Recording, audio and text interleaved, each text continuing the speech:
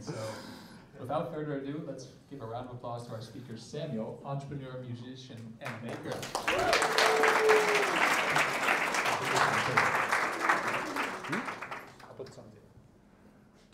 Hello, hello. Before I'm probably going to start talking, we're going to do a little bit of a morning dance.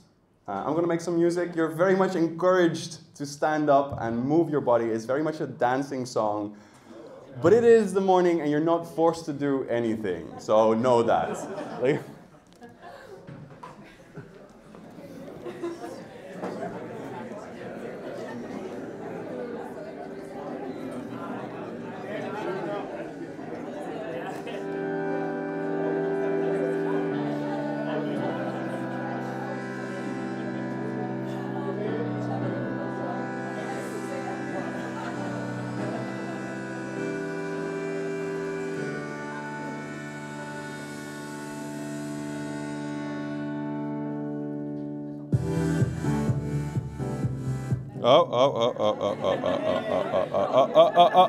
spoilers!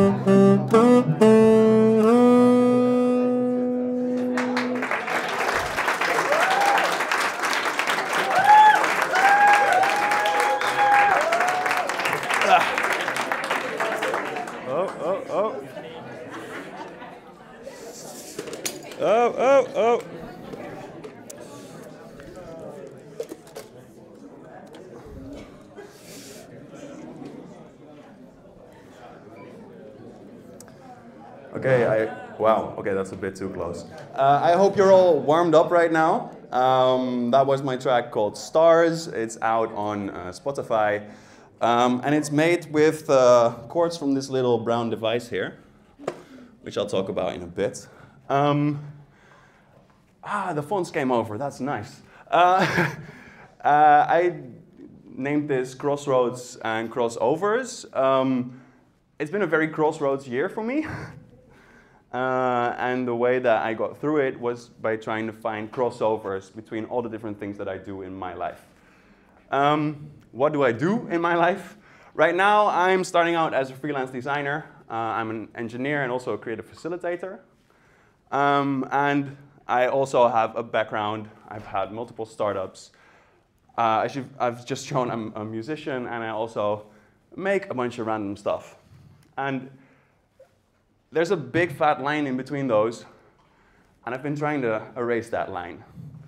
And the best way, my advice to you to do that is to nurture and share all your passions. I think most people, when they share what they do, share what they like, they do so within a very specific confinement of who they think they are and what is acceptable to tell within a specific setting. And I'm not really like that. I just always overshare. So you're in for a ride. But that, for me, it also has proven that if you don't tell people what you do, in the broadest sense of the word, they don't know. So for me, is make sure you have, you nurture all the different passions you have, and you share them with everyone. And I'm going to do so right now, and I'm going to try and make the case for why that's smart.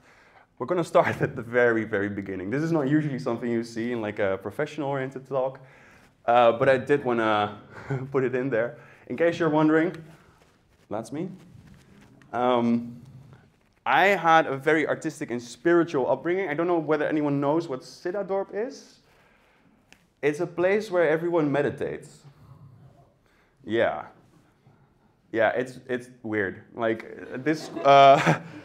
Yeah. It's a. Otherwise, I'm gonna strip, I think. It's a school where, like a Catholic school needs to pray. I needed to meditate every morning and every evening. And I got fed up with that. If everyone tells you like all these weird spiritual explanations of how the world works, that is a surefire way to get someone interested into engineering. So I did go into engineering eventually. At first, because my parents were both artistic, they both had a background with music, they forced me to pick up an instrument. And since my dad played saxophone, I also started playing saxophone when I was 7. I also started producing music when I was 12 together with my brother. And I performed on stage when I was 16 for the first time. Most event organizers don't check how old you are when you perform. And there was a lot of drinks backstage.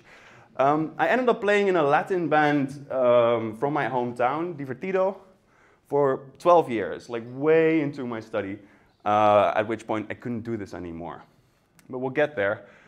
First, I have to talk about my study. Like Lodo mentioned, industrial design engineering at TU Delft, I love my studies. Like, I had a great time there. And what I, like, yeah, Giel, yeah, you see the project. The project in the corner is something that me and Giel worked on. Over the time at my studies, I kind of got, like, I focused on interaction, focused on interactive installations, and always took the chance that I had to learn electronics. I taught Arduino programming, and also, this will come up later, that's why I'm showing it. Again, that's me, trying to look cool with the lights. I did the technical support committee, which meant that I did 6 years of building festivals. This will become relevant later. During my studies, I had an internship that got out of hand. I was doing an internship at Tweetonig, those other two guys. And there I pitched tuna knobs, which are little buttons that you can put on an iPad, so you can DJ on an iPad. Yeah, this was something I pitched to them, and they were completely unconvinced that this was a market. But they were very willing, this was 2014, they were very willing to try Kickstarter as a means of marketing, not as a means for funding, as a means of marketing. That was successful. We were funded in 21 hours. We barely broke even. Like, it's fun. Like, we had 669 backers. We had 150% of the amount of money that we needed. We barely broke even. Like, it is really difficult to do this, right? Also, I was still studying, and I needed to get back to studying. That was difficult. I had a difficult time ending my studies. And afterwards, I sold this company off to a different company and started working there. But my real work after graduation was exhibition design. For 6.5 years, I worked at MCW, Creative Agency. It's a small creative agency here in Rotterdam. I'd gotten in there, like, they were a production house mostly, and I'd gotten in there on an open application being like, hey, I want to do concept development and electronics for you. And they were like, okay, cool. We have a different job for you, though. So what I ended up doing there was, I was what's sometimes referred to as their resident nerd. So what I did was I got sent the most ridiculous information ever, very convoluted, and then I had to make it into something that made sense and was easily communicated. Examples of this is an animation script that I made of the Devonian extinction. So I can tell you how the first live extinction event went, and all the other 5 as well. This is an interactive website display for fairs based around research around critical materials from the European Union. I did website design. What I liked most, though, at MCW was getting to do creative facilitation, getting to host brainstorms. And one of the most exciting projects I did at that time was this. The thing in the middle is a flight case with a robot and some screens inside that gets rolled into a classroom to let kids experience an interactive education program based around mental health. And for that project, I got to have a wonderful time with 18 child psychologists at the same time, trying to do a brainstorm, trying to get all these different use cases out of them. It was a lot of fun. It was a lot of fun. But like I said, they did have me do some stuff that wasn't really what I studied. So I did a lot on the side. I started making a lot of physical products. One thing I always liked to do was make weird lamps. So this is a double mirror lamp with LEDs in between. You can see through, but it also has this endless tunnel effect. This is the lamp that's actually in my house right now. Super nice soft glow. Some other stuff that I did was printing electronics. The phone that you see all the way on the left, I hacked it so that now it is a fortune teller hotline. It doesn't have good advice, but it's fun. This is a pen plotter that I made. For those that don't know what a pen plotter is, that's basically a drawing robot.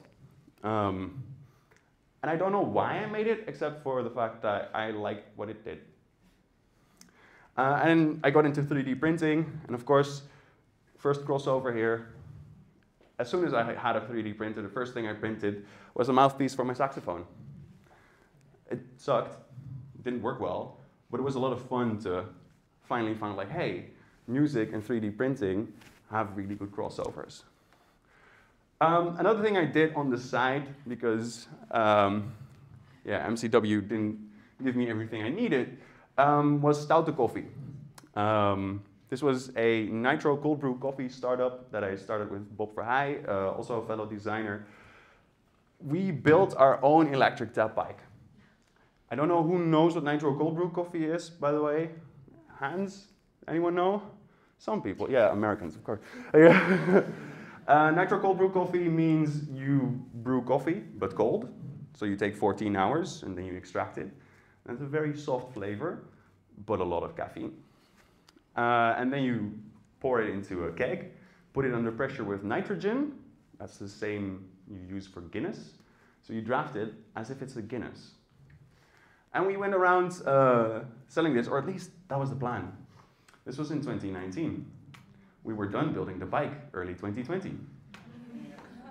So, as you can tell, we did have some fun. We went through the park. We had our 1.5 meter stick with a little chip on at the front. But after 2 years of toiling away, we had to sell the bike. And that, yeah, meant the end of Stout to Coffee. Sad, but it's the reality of trying to have a startup. Most of the time, it doesn't work out. In the meantime, I also started what I call Verburg, which is, as you might have guessed, an Anglification of my last name. The idea behind Verburg is that it is a fully live electronic music setup. So this is fully portable. I can take it anywhere. I forgot a strap. Usually I have the speaker on my back as well. Like I literally walk around through an audience performing my music. And last year, for the first time, I had the privilege of doing that at a festival. And the entire reason I was at that festival is because I showed my music to someone who was going to do a breathwork session at that festival. And I told her, like, hey, I grew up meditating. She's like, oh, cool, you can help out with the breathwork session. Also, maybe you can perform there. Crossovers. I probably never performed there if I hadn't told her that I grew up meditating. Also, I have 32 songs online right now. You can check them out on Spotify if you want. The link is in the end slide. Yeah, I want to keep doing this, but for me, let's be clear, this is a hobby. This is not giving me any money. It's a very expensive hobby, actually. Another hobby. Thanks, Loda, for the inspiration of the GIFs. Yeah. This is a GIF that I made. I got really into making weird AI videos as soon as that came out. I have mixed feelings about AI as someone who used to draw a lot. But at the same time, I love messing up these systems and trying to get stuff out of there that isn't supposed to be drawn. And one of the things I use this for is to make music videos for my own music. So again, crossovers, random stuff that I just try and tie back together. And then going freelance. This was early last year. And the reason for me to make this step was that my career at MCW had grown fully stagnant. I was not progressing. I felt like I was regressing. I wasn't using the skills that I had picked up during my studies. And it was all kind of sad because I did feel like I was, it was a fun job if I had a job.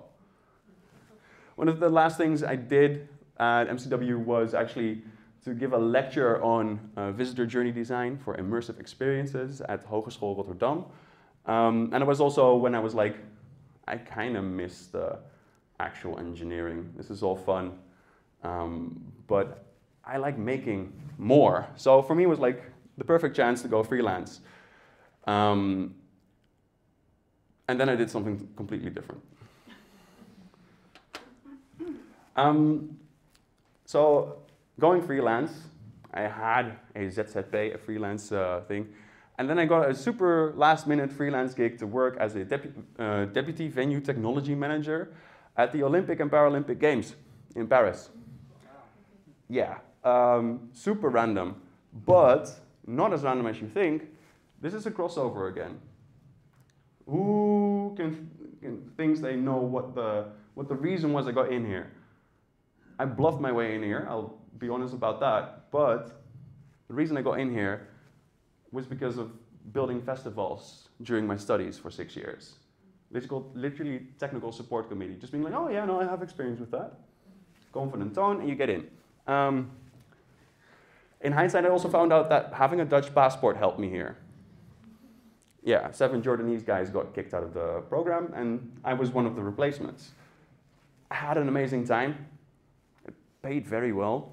But it was also really stressful because right in between the Olympic and Paralympic Games, I was part of Carina and the Jet Setters doing the Ready for Summer takeoff tour in the UK.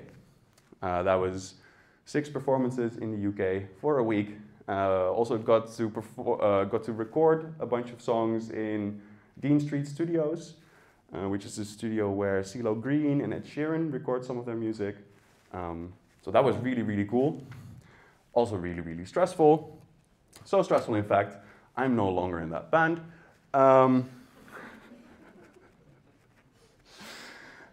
But after this, Paris was fun, but now I was out of a job and I didn't have a freelance assignment yet.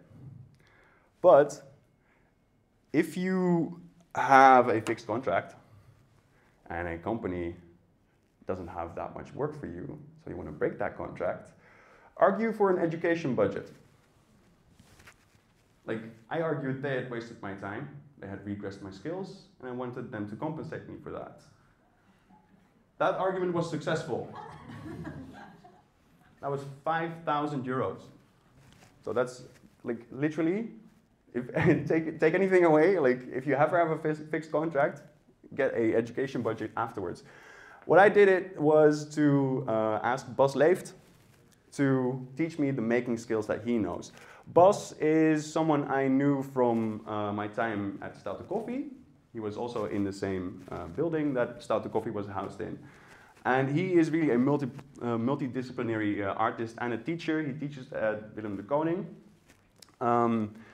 And what I liked about what he did is that he just made whatever he wanted. Using 3D printing, injection molding, screen printing, silicone casting, concrete casting. And also I wanted him to teach me about how to turn all those things into content. I think the first 4 went kind of okay. I haven't really gotten into making content. But I hopefully will be able to edit it soon because I did some fun stuff. I made some lovely concrete casts that I'm going to turn into lamps later because, of course, I need to get back into lamps. But as you can tell, right there on the shirts, that's one of the shirts I'm wearing right now, because that's something that I really want to get off the ground right now. And that's Buds Audio. Buds Audio is what I do when I have at least half a year of free time, thanks to Olympic money. Because what I want to do is to make a fully portable music gear brand that's fun, accessible, and customizable. You've already seen this little thing. Right now, this little thing is able to generate complex chords at the press of a button. And that's actually what was the basis of the track that you just heard. Like, I play saxophone. That's a mono instrument, 1 note at a time. I don't understand chords that well. So I built this for myself to make that accessible. And the idea is to turn that idea into a series of products or a series of applications that can run on this little hardware platform. I want to show, if you like this, the visual branding style, that's something that Paula Esteve designed, someone that's also quite often here at Creative Mornings. In fact, I asked her to do that at a Creative Mornings. So yeah, just to show you that, tell everyone about the stuff that you're working on. She told me that she was looking for a new assignment, and I told her that I'm not a graphic designer, but I am working on a product that needs some branding. Well, 1 + 1 = 2. I'm also trying to find funding for this because prototyping hardware is really, really difficult. If you have good tips for me, let me know. In the meantime, I do have to eat, so I have to work. And right now, what I'm doing is working for Editones. Editones is basically Menno Guy and a bunch of other freelancers working for him. He teaches creative tech, mostly Ableton, to high school kids. Super random how I know this guy. Literally at a jam session, talking about the music I make. And then suddenly, half a year later, he's like, hey, I met you at this jam session. I heard you make electronics. Do you want to make a music controller for me that I can use in my education sessions? I'm like, yes, of course. I couldn't think of a better assignment. Like, this is literally the most me freelance assignment I could think of. But that's also literally only because I kept talking to everyone about all the stuff I'm doing. All the little different kind of things. This is still in the works. It's not finished yet. But we're going to finish it quite soon. And then afterwards, yeah, what's going to happen? Well, I'll tell you what's next for me. On the 9th of May, I'll be at Maker Faire Delft, presenting bots as well as all the little different side projects that I've done with Bas. Especially the concrete lamp that I'm working on, which is going to be nice. I'm also going to be part of Printed Amsterdam. Going to be hanging around there. It's the 3D printing and content making world conference. Then Night of the Nerds on June 5th. I love that name. That's where we're going to present the Editones MIDI controller prototype. So that's my deadline. For the rest, I'm seeking Pods Audio investors, and I'm going to be pushing the product further along. And yeah, hoping to find more freelance work. That's all I wanted to talk about today. I wanted to end up with the advice I started with. Nurture all your passions, share them with everyone. I hope that for me, sharing all my passion, sharing all the different things that I work on, has inspired you to share also the weirdest things about your life. Because yeah, you never know what people might get from it. Thank you.